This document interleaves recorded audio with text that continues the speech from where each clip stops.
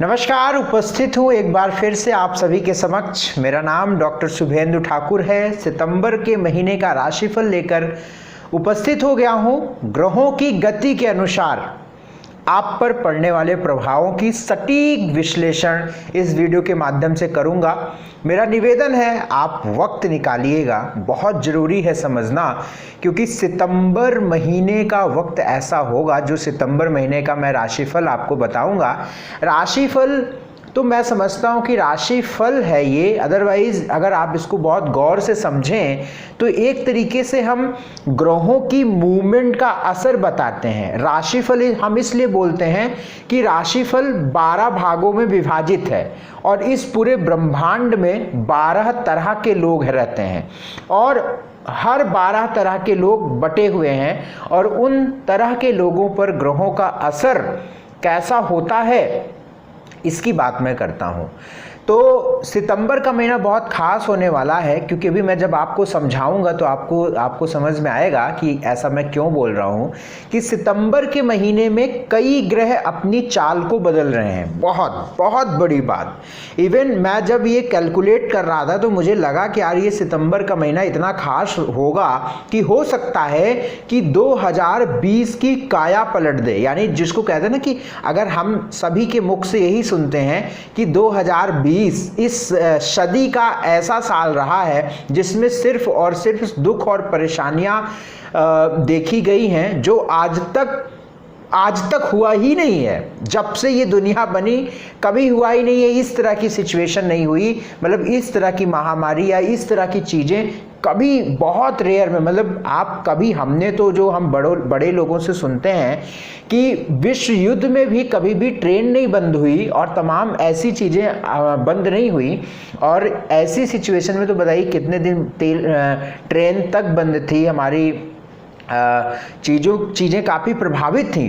तो अब जो सितंबर के महीने का वक्त है वो बहुत बड़ा बदलने वाला है, क्योंकि देखिए राहु की पोजीशन बदल रही है 23 सितंबर को, केतु की पोजीशन से 23 सितंबर को बदल रही है। इसके लिए हम एक इंडिविजुअल वीडियो आपको देंगे, लेकिन बस आप इसको समझिए, क्योंकि मैं अभी इसी बातों का उपयोग आपके राशिफल में करूँगा।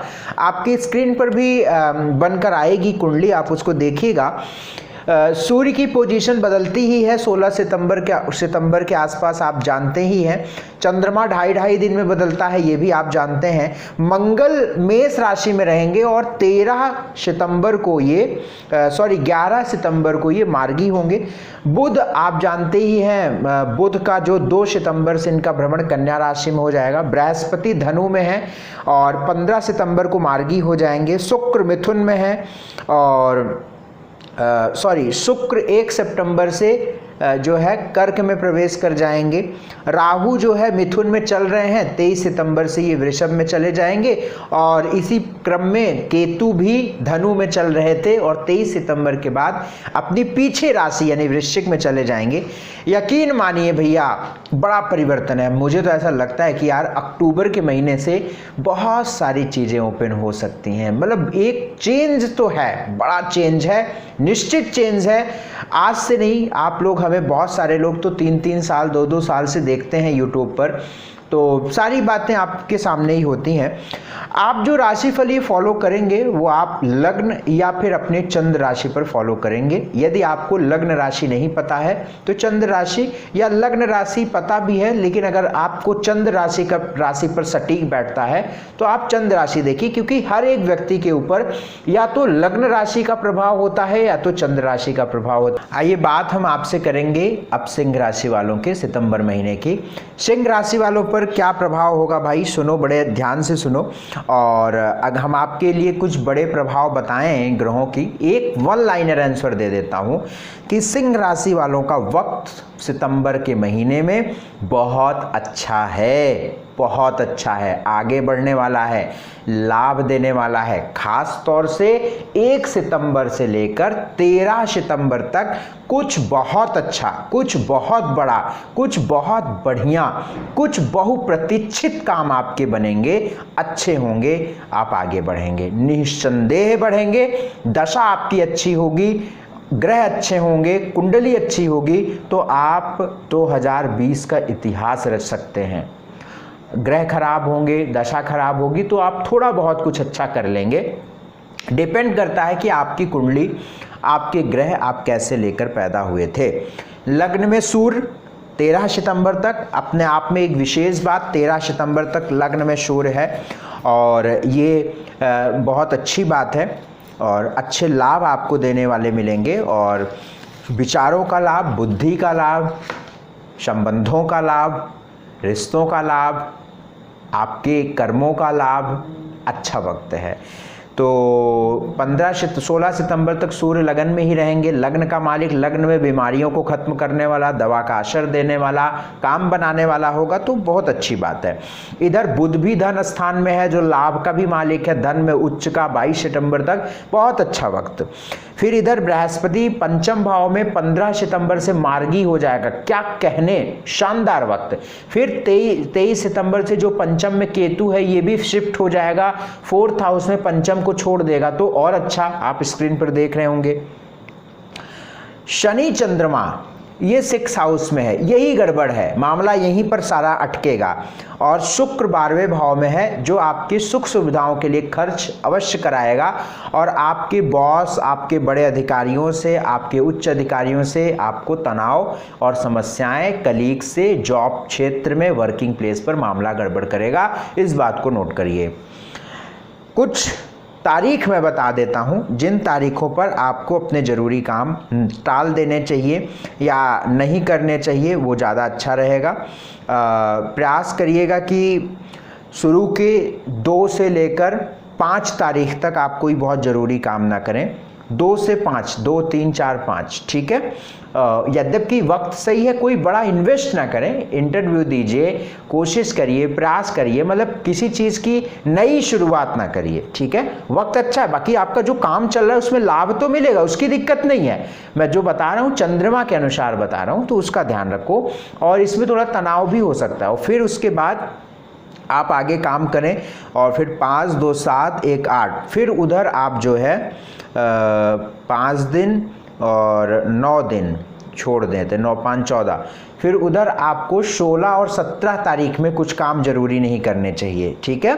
फिर आप करिए और 17, 5, 22 और फिर उधर 23 और 24 में नहीं करना है और बाकी सब ठीक करना। अब मैंने क्या डेट बोली मुझे याद नहीं, हमने यहाँ पे कैलकुलेट करके बोल दिया है कि चंद्रमा कहाँ कहाँ पर कब जाएगा। अब वो आपको डेट पॉज करके या आपने सुन लिया होगा उसको लिख लीजिएगा। हेल्थ की बात, इस वक्त आपको हड्डियों में दर्द चल रहा होगा या पेट में कोई दिक्कत चल रही होगी, आप कमेंट करके बताइएगा।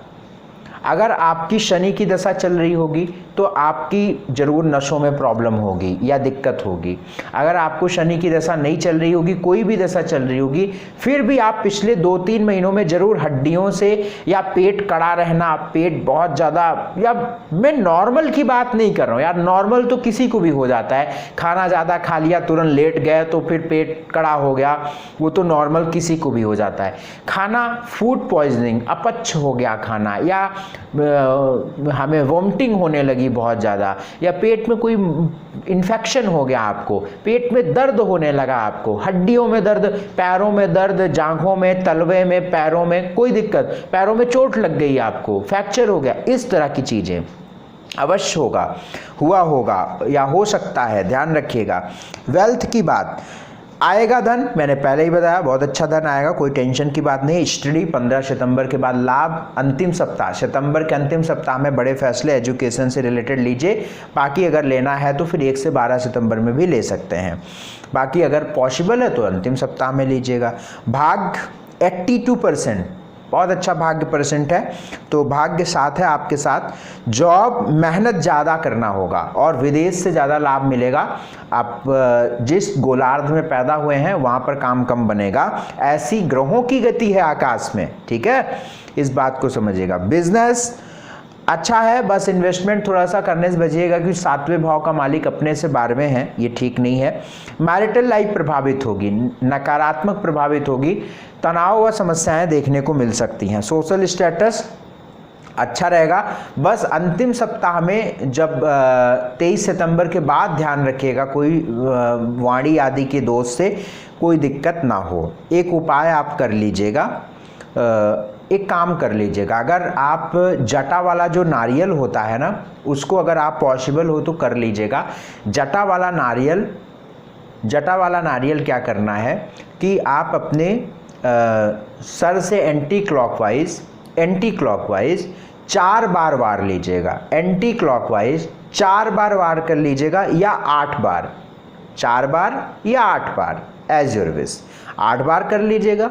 अगर कर्ज वगैरह बहुत ज़्यादा है, हड्डियों में ज़्यादा दिक्कत है, मेजर प्रॉब्लम है, दवाइयाँ ख़त्म नहीं हो रही हैं, तो 8 बार एंटी क्लॉकवाइज, ठीक है।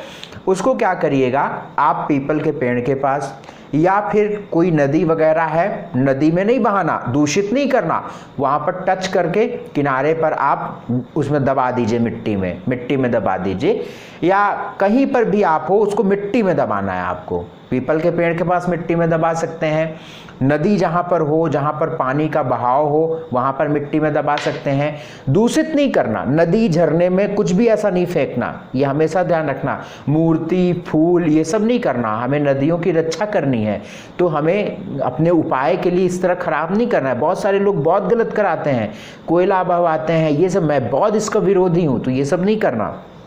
बस हमें एक तरीके से एक भेंट करनी है, धरती माता को भेंट करना है बस आपको, ठीक है। और वो ये कर लीजिएगा। और ये नहीं कर पाते हैं, आप विदेश में रहते हैं, कहीं भी रहते हैं, तो आप के पास कोई नीडी पर्सन दिखे जो बहुत कुष्ठ रोग से पीड़ित हो, हैंडीकैप्ड हो, बूढ़ा हो, बहुत दुखी हो, भिखारी हो, परेशान में हो, उसको आप भोजन एवरी सैटरडे को दीजिएगा। और आसपास कोई धर्म स्थल है तो वहाँ पर साफ सफाई की सामग्री दान कर देना, इससे आपको बहुत अच्छा लाभ मिलेगा। भगवान सूर्य को जल, गायत्री मंत्र का जाप करते रहिएगा। इस वीडियो को खूब शेयर करिए, ये आपकी जिम्मेदारी है। इस वीडियो को लिंक निकालिए और आप शेयर करिए। All the very best, God bless you, खुश रहें, आसपास सफाई रखें, ये उपाय आप करिएगा। अपॉइंटमेंट लीजिएगा, स्क्रीन पर नंबर चल रहा है, सुबह 10 से शाम के 8 बजे तक। चैनल को सब्सक्राइब भी करके रखिएगा। चलिए, ऑल द बेस्ट, खुश रहें, धन्यवाद, नमस्कार।